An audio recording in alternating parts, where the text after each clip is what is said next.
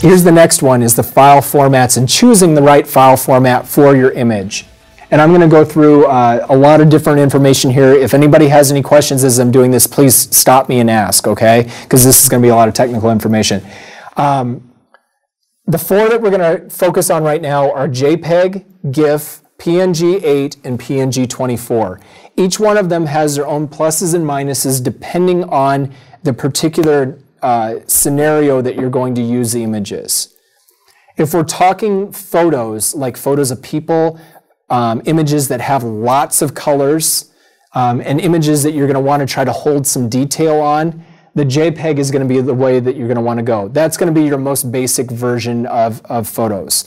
The thing where the JPEG starts to fail off a little bit is when you start getting into things that have single colors or need transparency. That's where one of these other three may come into play. The GIF is an older style, very simple image. It's usually under 256 colors, and it will reduce your image down to that color space, 256 colors.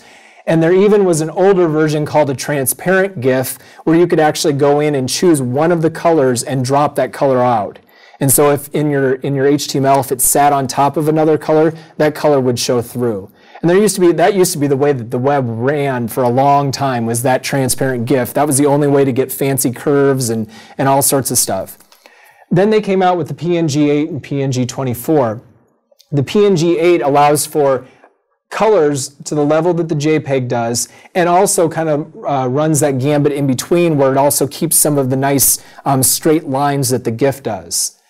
I don't use PNG8 hardly at all. PNG24 is a very powerful image, but a very heavy image. It takes up a lot of physical file size, like kilobytes.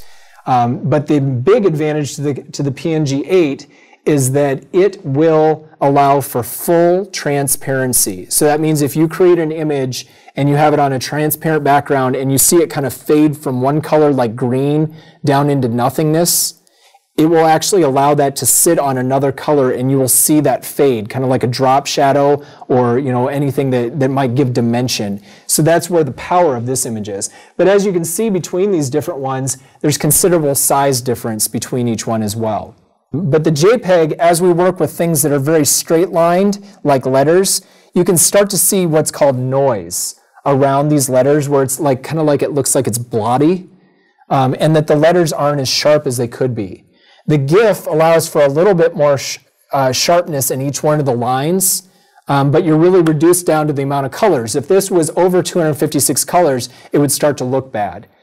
And as you can see, the PNG8 and PNG24 support that in between, where they allow for some of that crispness and sharpness, but then also, you could do transparency if you really wanted to.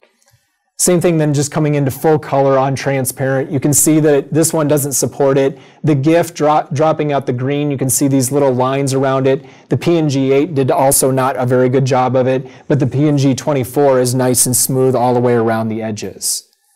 Animation, I really wouldn't do that anymore. There's animated GIFs. That's the only one that's supported, is the animated GIF. That's when you see things smile and moving. There are much better ways to do animation nowadays beyond an animated GIF. You'll still see them for banner ads and for little tiny things now. Then finally, as we talked about, for a photo, this is where the size differential really comes into a big time.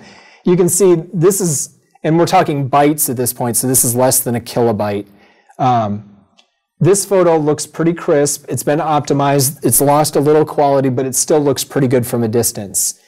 This image, because there's only a couple colors, the GIF was able to maintain the look and the feel of it, but as you can see, the size went up.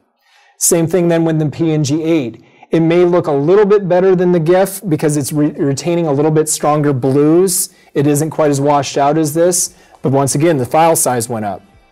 PNG24, it really went up at that point.